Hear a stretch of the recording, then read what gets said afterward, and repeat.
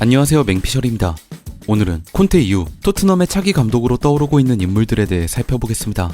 그럼 재밌게 봐주세요. 첫 번째, 마우리시오 포체티노입니다. 2010년대 후반 토트넘 감독직을 이미 맡아본 바 있는 인물로 당시 토트넘의 전성기를 이끌었습니다. 손흥민, 해리케인, 델리알리, 에릭센 등 토트넘의 주축 선수들을 키워냈고 그들과 함께 프리미어리그 우승과 챔스 우승에 도전했을 정도로 토트넘의 화려한 시절을 만들어낸 감독인데요. 다만 토트넘에서의 행보 이후 파리 생제르맹에서의 경력이 다소 아쉽습니다. 파리 생제르맹의 호화로운 스쿼드에 비해 팬들의 기대에 미치지 못하는 성적을 거두며 21-22 시즌을 끝으로 팀을 떠나게 되었죠. 이런 포체티노가 왜 다시 토트넘의 차기 감독 리스트에 이름이 오르내리고 있을까요? 포체티노 감독의 장점은 토트넘에서 이미 성공해본 경험이 있다는 겁니다.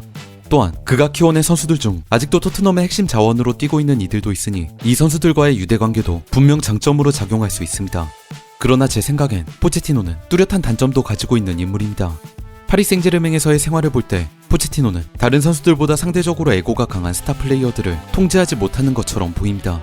메시, 네이마르, 라모스 이런 슈퍼스타들과 지속적으로 마찰을 겪은 바 있죠. 포체티노는 전술적인 역량에 대해서도 약간의 의문점이 있는 감독입니다.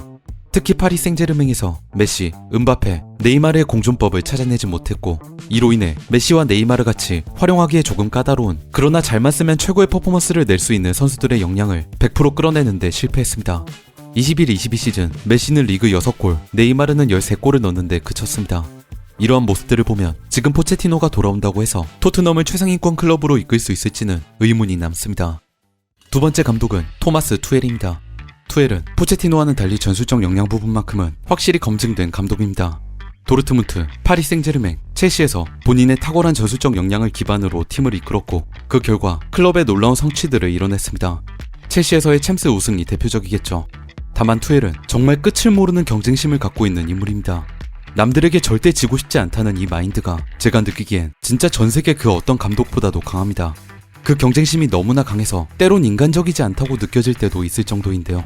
과거 2017년 4월 도르트문트 감독 시절에 있었던 일을 예시로 볼 수 있을 것 같습니다. 당시 도르트문트는 AS 모나코와의 챔피언스리그 8강전을 앞두고 버스를 타고 이동 중이었는데 선수단이 내린 이후 버스가 폭탄에 의해 폭발하는 테러를 당했습니다.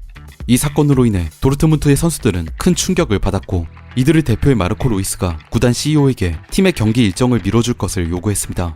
그러나 선수들의 이러한 반응을 본 투헬은 이 상황이 오히려 전화위복이 되어 선수들의 정신력을 강화할 수 있을 거라 생각한 건지 예정되었던 경기 강행을 주장했죠. 선수들의 멘탈보다 다음 경기에서의 승리가 먼저 머릿속을 지배했던 겁니다. 이때 투헬이 멘탈이 나간 선수들을 두고 뱉은 언사가 그의 성격을 정확히 보여주는데요. 이딴 겁쟁이 자식들을 가지고 어떻게 바이언을 이기란 말이야? 물론 투헬의 예상과는 반대로 도르트문트는 AS 모나코에게 3-2로 패배하고 맙니다. 자신의 경쟁심을 선수들에게 강요하는 것 같은 투헬의 면모는 첼시에서도 나타났습니다. 들려오는 얘기에 따르면 투헬이 감독으로 있을 때 첼시 선수들은 측면에 배치되는 것을 싫어했다고 합니다. 왜냐하면 터치라인 근처에 있는 투헬이 자꾸 자기들한테 심한 말을 했기 때문이었죠. 무궁무진한 호기심이 펩 과르디올라의 원동력이었다면 무궁무진한 투쟁심이 투헬을 전술가로 키웠던 겁니다. 다시 돌아와 이토록 에고가 강한 투헬이 과연 토트넘 감독직에 어울릴까요? 저는 꽤 좋은 선택일 수도 있다고 생각합니다. 지금 토트넘의 많은 팬들이 원하는 건 최상위권 클럽으로의 도약입니다. 아시다시피 프리미어리그 같은 거친 무대의 정상 그룹에 속하는 일은 결코 쉽지 않습니다. 이러한 도전을 막기엔 투헬 같은 투쟁적인 광기를 가진 감독이 적합할 수 있습니다. 매 경기 이기기 위해 집착하는 진정으로 자신의 승리를 원하는 그런 캐릭터 말이죠. 사실 지금 토트넘의 스쿼드를 보면 투헬이 자신의 전술을 펼치는데 크게 지장은 없을 겁니다. 일단 공격진에서 포인트를 생성해낼 수 있는 선수의 퀄리티가 훌륭합니다. 누가 뭐래도 해리케인, 손흥민 같은 득점왕 출신 선수들이 있는 곳이 토트넘이니까요. 투헬이 이들에게 딱 맞는 조합을 제시해줄 수 있는 감독임에는 분명합니다. 지금 국내 축구 팬들 사이에서 많은 논란이 되고 있는 페리시치, 손흥민의 조합 문제 같은 경우도 투헬이라면 충분히 해결할 수 있는 역량이 되는 감독이죠. 다만 걸리는 점이 하나 있다면 토트넘에 상주하고 있는 또 다른 에고가 강한 인물 다니엘 레비 회장의 존재입니다. 그는 이제껏 단 한 번도 감독에게 제대로 정권을 줘본 적이 없습니다. 특히 선수 이적에 대해선 굉장히 보수적인 선택을 하는 회장입니다. 과거 무리뉴 감독이 토트넘 시절 김민재를 영입하고 싶었는데 구단에서 반대했다는 건 이제 유명한 사실이죠. 투헬과 다니엘 레비, 이 두 사람의 에고가 같은 방향을 바라본다면 시너지를 낼 수 있겠지만 만약 조금이라도 다른 방향을 바라본다면 토트넘은 최악의 상황을 마주하게 될 겁니다. 물론 투헬이 토트넘으로 가는 건 지금 상황에서는 가능성이 없는 일입니다. 투헬은 많은 클럽에서 탐내고 있는 감독입니다. 실제로 3월 24일 현재 뮌헨이 나겔스만을 경질하고 투엘을 새 감독으로 선임한다는 기사가 쏟아지고 있습니다. 마지막 세 번째 감독은 현재 가장 유력한 인물 루이스 엔리케입니다. 2015년 바르셀로나에서 트래블을 거뒀고 오랜 시간 스페인 국가대표팀을 이끌었습니다. 먼저 엔리케의 장점부터 살펴보죠. 엔리케는 현대 축구의 전술 트렌드에서 크게 벗어나 있지 않은 감독입니다. 바르셀로나에서 오랜 시간 일했으며 펩 과르디올라와 친한 인물인 만큼 현대 축구의 커다란 흐름, 포지션 플레이에 대해서 분명하게 이해하고 있는 것처럼 보입니다. 그렇게 공의 소유와 경기의 지배를 중요하게 생각하며 엔리케가 올 경우 토트넘은 기존의 수비, 역습의 팀 컬러에서 벗어나 보다 능동적인 경기 운영을 보여줄 가능성이 높습니다. 또한 엔리케 감독은 선수를 다루는 방법을 알고 있습니다. 실제로 2015년 바르셀로나의 축구를 봐도 슈퍼스타 메시, 루이스 수아레스, 네이마르 이 세 선수를 잘 융화시켰고 유로 2020과 카타르 월드컵에서 스페인 대표팀을 어린 선수들로 잘 꾸렸다는 평가를 받았습니다. 다루기 까다로운 슈퍼스타들과 유망주들을 컨트롤할 수 있는 능력, 좋은 선수들을 잘 조합해서 시너지를 내는 능력은 분명 엔리케 감독의 장점이죠. 저는 엔리케의 이 능력이 지금 토트넘에서 좋은 성과를 낼 수 있다고 생각합니다. 현재 토트넘이 가장 애먹고 있는 포인트가 바로 이 조합을 구성하는 부분입니다. 손흥민과 페리시치의 부조와 쓰리톱 구성의 불명확함까지 토트넘의 스쿼드엔 정확한 질서가 없는 듯 보입니다. 엔리케가 온다면 이러한 문제들에 대해 해결책을 제시해줄 것으로 기대할 수 있습니다. 그러나 엔리케 감독에게 있어 걸리는 부분 하나는 감독 본인의 역량으로서 팀을 180도 바꿔본 적이 없다는 것입니다. 바르셀로나에서의 MSN 라인, 스페인 대표팀의 재능 있는 어린 선수들까지 엔리케가 맡았던 팀을 보시면 항상 좋은 선수들이 넘쳐났습니다. 즉, 좋은 상황의 팀을 좋게 유지하는 데는 뛰어날 수 있으나 어려운 상황의 팀을 반전시킨 경험이 부족합니다. 지금 토트넘은 팀을 180도 바꿀 수 있는 감독이 필요합니다.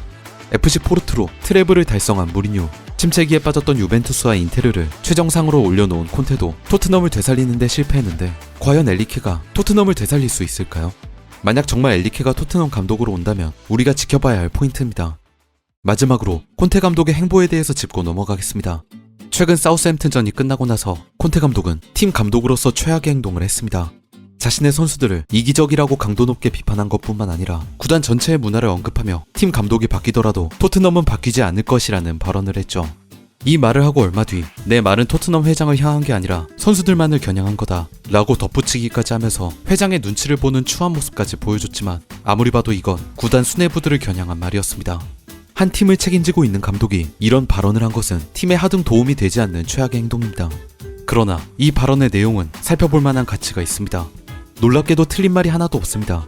토트넘이라는 구단이 정말로 우승에 대한 열망을 가지고 있는가? 최상위권 클럽으로 도약한다는 비전을 위해 구체적인 계획을 짜고 있는가? 글쎄요. 이제껏 보여준 구단의 행보를 볼 때 어느 누구도 그렇다고 쉽게 대답할 수 없을 겁니다. 예전 토트넘을 다룬 아마존 다큐멘터리 All or Nothing에서 레비 회장은 무리뉴에게 토트넘은 진짜 우승을 원한다는 식으로 얘기했습니다. 정말 우승을 원하는 걸까요? 아니면 싼 선수를 데려와서 어찌저찌 챔스권에 안착한 뒤 나중에 비싸게 팔아 이익이나 챙길 생각일까요? 물론 축구 구단 역시도 비즈니스가 지배하는 세계라는 걸 잘 알고 있습니다.